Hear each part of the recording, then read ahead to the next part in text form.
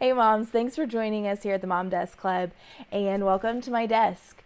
I am really excited about today's topic because I think that is a very pertinent topic for busy work at home moms. I know that life can get really hectic, especially when you're juggling work and household responsibilities. A little bit of chaos? Okay, let's be real, it's a lot of chaos. But today we're going to be diving into a topic that will hit close to home. I am quite certain about it. And it's setting realistic time expectations. So let's dig in. I think this first tip is one that I really want you to sink in and let it just kind of marinate for a little bit, because I think it's what can really make or break your experience as a work at home mom. And it is to acknowledge the challenge. We all know that time is a precious commodity, especially when you're a busy work at home mom. But I think the first step to really sinking in to work at home mom life is realizing that it is a challenge. There's not a lot of people doing it, and it's because it's hard. Okay? So, if you find yourself in the middle of a day where you're feeling super frustrated and the kids are being really hyper and you've got these deadlines that you can't meet and you're getting really frustrated, I want you to acknowledge that this is hard, and that's okay. That doesn't mean you get to just lose your cool and fly off the handle and, all those things. You've got to find ways to cope with that kind of stuff without stressing out or without blowing up or without, completely losing it. But it's okay to acknowledge that it's hard. You don't have to walk around pretending that you're super mom, pretending like you've got it all together, pretending like, oh, this is easy. I work from home because it's easier. Let's be real. It's not easier. It's hard. It's hard to work from home. It's hard to be a work at home mom when your kids are around full time. It's hard when they're home most of the time. It's hard. That doesn't make it bad. Abby Halberstadt, who is somebody I will probably quote a lot, wrote a book called M is for Mama, but then she also wrote another book based off of a slogan that she kind of became known for, and it's called Hard is Not the Same Thing as Bad. And I use that all the time. This is hard. Doesn't make it bad. Hard is not the same thing as bad. Continue on. Move on with your day. So just keep that in mind. Acknowledge the challenge. Acknowledge that it's difficult. And it's okay. It's okay that it's difficult. Now, this next tip, I think, will help keep some of your gray hairs at bay. Maybe. It's about assessing your priorities. I want you to take a minute and think about your top priorities. Why did you want to become a work-at-home mom? Chances are it's not because you thought you could just sit on the couch and watch YouTube videos all day. Pretty sure that wasn't the reason. If I had to guess, the reason you decided to become a work-at-home mom is because you know the value and the importance of being around for your children, being home for your children, being there for them, being a homemaker, creating a space that everybody loves to be in at home. And also, you know the value of being a working mom. It brings in an extra income for the family. It allows you to have a creative outlet. It allows you to use your brain in a completely different capacity than being a mom. Not that it's bad. It's not bad to be a mom. It's not bad to be a business owner.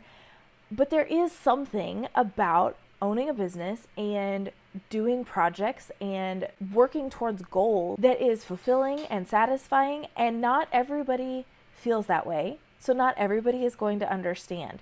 But if you're the type of person who's always juggling 1,000 different things and you're running a home and a family and a business, you're going to have to assess your priorities and decide what is the most important to you and why did you decide to pursue this change in your life? Why did you decide that being a work-at-home mom was the thing? So I think that it would be very helpful for you to clarify your priorities so that you can focus your time and your energy where it matters most. Okay? So sit down. Write a list. What is your priority? Is your priority that you always want to have breakfast with your children every morning, and then you also want to be able to put in 3 hours of work a day? If those are your priorities, then you know exactly what to nail in on. You know that you need to come up with some good breakfasts that are either fast or really fun to make, because maybe you're wanting to make a really fun breakfast. Figure out what those priorities are, and then you can go towards them. And then you can say, hey, you know what? We're going to really work hard on breakfast. We're going to have a really nice breakfast. We're going to sit down. We're going to have breakfast together. We're going to have hot coffee. We're going to have hot tea. We're going to have pancakes with maple syrup and butter. And then you're going to go low key on lunch and you're going to do something really basic like sandwiches and chips. And then maybe we'll figure dinner out later. But then you also know that if it's really important to you to get 3 hours of work in, then you know after breakfast you're going to clean up the kitchen, and then you're going to tell your children that it's time for them to play, it's time for them to do school, whatever your next task for them is, and you're going to sit down and you're going to put in a time. Whether you put your whole 3 hours in all at once, whether you have to split it up, whether you and your husband split time and he watches the kids while you work and then you watch the kids while he works. It goes both ways. You're going to figure something out. But assessing your priorities is going to really help you make sure that you're hitting the goals that you want to hit and that you're not just letting life carry you away. Because let's be real, as a work-at-home mom, life has a tendency of carrying you away, and you're just jumping from one emergency to the next, and next thing you know, you've not done the things that were actually important to you. For tip number 3, I want you to create a realistic schedule. So the heart of the matter is just that scheduling is going to be key in your life, but creating a realistic schedule is what's going to keep you from feeling like you're on the verge of dying, if we're going to be dramatic. So here are a couple of sub tips under the realistic schedule category to kind of give you some background and some idea of where to go with this. Okay, so the first sub tip is that I want you to work on time blocking. We've talked about this in other videos before, so you can definitely go check it out if you want a more in-depth study on how time blocking can help. But in essence, the basics of time blocking is that you're going to set aside certain sections of time throughout your day for specific tasks. So going back to the breakfast thing, if breakfast is really important to you, you're going to have a time block for just your morning routine, and it's going to be getting up and getting dressed, and maybe you sit down and do devotions and read a book and get dressed and do your makeup and do your hair if you're into kind of getting that full gamut of getting ready in the morning. And then you're going to make breakfast, and then the kids are going to start waking up and you're going to start having breakfast together, and maybe you sit down and read a book together as part of your wake up routine. And then you're going to wash your dishes. That could be your morning routine, your breakfast, you're getting ready, you're getting the kids ready, you're getting the kitchen cleaned up. And then you're going to go into the next time block, which is going to be like work and study time. If your kids are older, maybe that's when they go off and do their school if they're homeschooled. Or maybe that's when they leave for school if they go into a different school atmosphere. And that's when you're going to sit down, you're going to do your work. Or maybe, you know, nap time is a whole time block because your kids are going to go to sleep. They're going to go take their naps, and that's when you're going to cram as much work in as you can is during that quiet nap time period, during that time block. So essentially, it's where you can put focused energy into a specific area, but you're not necessarily working off of like a step-by-step routine. It's more fluid and it flows together, and you kind of just know what you're going to do within that time frame. Works great for work-at-home moms, so I definitely recommend checking out the other video that we've done about time blocking so you can learn a little bit more. Another thing that's going to help you create a realistic schedule is to set achievable goals. I really want you to hear this because I tend to be the kind of person who sets these really big, crazy goals, and then I don't achieve them, and I feel really icky about myself. I always think about Rachel Jonkovic, and she talks about don't be the mean boss. And I've probably talked about this before. I really like this analogy. It's very helpful for me. But if you imagine that you're your own boss, yes, you're responsible for your schedule and you're going to make sure that things get done and you're the one who's in charge of making things happen. But let's say you've got employees who are having a hard day and so they're going a little slower and they're struggling, or maybe they've had a lot going on in their personal life and you know about that and you have compassion for them and you have sympathy and you know that this is a hard time for them. And so if they're maybe not achieving all of their big, high-powered goals, then you know that you can have a little bit of compassion and be like, hey, you know what? It's okay. You're doing great. I know this is a hard season for you, but you're doing good. Keep it up. What can I do to help? Can I take something off of your plate? Could I help you learn how to streamline this process? What can I do to help? Imagine that you're talking to yourself in that moment, because I think as work-at-home moms, it can be so easy to get onto ourselves because we don't feel like we're measuring up, and all we want to do is beat ourselves up because of the things that we didn't get done throughout the day without recognizing, oh, hey, I actually have a toddler that's been sick, or we've been learning how to potty train, and that takes up a huge chunk of everybody's day between changing clothes and washing laundry and cleaning up messes. So maybe I didn't get all of the extracurricular work done that I wanted to get done, but I did some really big things today. So be the nice boss. Don't be the mean boss to yourself. When you're setting your goals, make sure that you're setting achievable goals. And definitely look back in a previous video for where we dove into SMART goals, because that might help. Okay, and then this final tip for setting a realistic schedule is to embrace flexibility. As a work-at-home mom, you are literally working from home so that you can have flexibility. So don't let yourself get stuck in this mindset of thinking you're like a 9-to-5 employee. Maybe you are. There are some work-at-home moms who do have that more rigid 9-to-5 schedule. And if that's you, then obviously you have to keep that kind of schedule. But if you have flexibility, then embrace it. I remember several times when I first started working from home where I got really frustrated because I felt isolated and I didn't keep up with a lot of the relationships because I was so busy working at home and taking care of my family and working, and taking care of my home. You're just juggling all the different things. And one day I had this realization: I work at home so that I can go have coffee with my friends every once in a while. I work at home so that if it's really nice outside, we could go to the park. I work at home so that if a kid has the stomach flu, I can put a pause on some of the deadlines and take care of the puking child. So maybe you've had the same epiphany where you realize, I chose this flexible life so that we could be flexible, so that we could take care of the weird moments or the fun moments, or take advantage of those times when you want to make memories with your family and with your children. That's why you chose working from home, I'm going to guess. So embrace the flexibility. Embrace the fact that you don't have to live that rigid schedule. It might take you a little while to get used to that, but when you finally figure it out, it's going to help bring a lot of freedom into your life. Okay, tip number 4 is time-saving tips for work-at-home moms.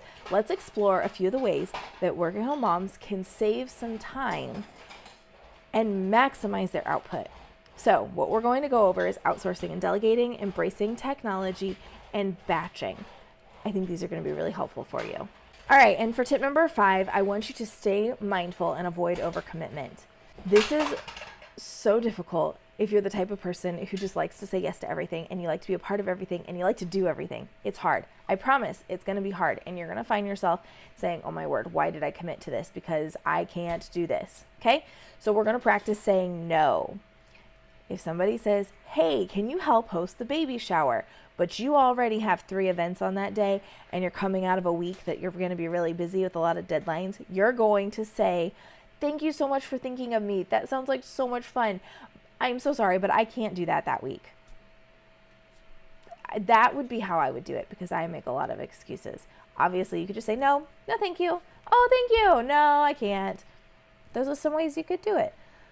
Or you could make it a really long, wordy one, which I'm sure somebody could link to some kind of crazy mental process disorder. But I would probably say something along the lines of, thank you so much for thinking of me. I really wish I could, but I can't that week. I hope you guys have a lot of fun. And then you smile. Okay. Overcommitment is just going to be a part of it. And you're going to have to watch out for that in your personal life and in your work life. But, and we kind of talked about this a little bit already, the other thing I want to challenge you though with as a work-at-home mom, maybe overcommitment isn't actually one of your issues. Maybe one of your challenges as a work-at-home mom is undercommitment. You don't commit to things, you don't participate in things, and maybe you need to get out a little bit more. Okay? It's one thing when your whole life is based at home. It's another thing when your whole life is based at home. Find a way to get out of the house. And that will require some commitment, and it'll require a little bit of discomfort, but that's okay, because you're going to need to have fellowship with other people and community, and you're going to need to be with other people. I realized last year that one of the things I really struggled with was putting all of my social needs in one basket. And that actually became really hard, because then when that basket started breaking down and wasn't a great way to use all of my social needs up, I realized I had nothing else left. And at that point, I decided we're going to join a homeschool co-op, and I'm going to participate in a book club. And anytime somebody said, hey, would you be interested in doing this? If I thought it sounded fun, I was like, yes, I will do that, because I need more friends. I need more social activities. I need some more people to do life with, and I need a little bit more commitment in my life. So, bonus tip, It's okay to commit to things as a work-at-home mom. You chose this life because you wanted flexibility. You chose it so that you could go out and get coffee with a friend or take your kids to the park on a pretty day. Don't let yourself become trapped in your home because you're so busy working and homemaking and momming that you forget that you guys all need to get out of the house. So that is my final tip. Avoid overcommitment, but also don't be afraid of it either. All right, so in conclusion, setting realistic time expectations is a game changer for busy moms. But I want you to remember that it's not about doing more, it's about doing what matters most. So I really hope that you got something that you could take away from in today's episode. I really enjoy my time here with you guys. I'm not the expert, but I really like talking. So I'm going to start the conversation, and I really hope that you continue it on down in the comment section, because I really want to know what you use to help save time as a busy work-at-home mom and how you are making the most out of your life. So I really am looking forward to next time, and I'm glad that you stopped by. See ya. Okay, so in our next episode, we are going to talk about streamlining administrative tasks. I think this is going to be hard, but it's going to be really good. And it's just like potty training your kid. It feels really hard. It feels insurmountable. And then once you do it, you're like, oh, hey, I don't have to change diapers anymore. And I just saved myself hours and hours of effort. So we're going to streamline administrative tasks. It's going to be a little hard at the start, and we're going to be so glad that we did it after we do it. So hopefully I get to see you at the next one.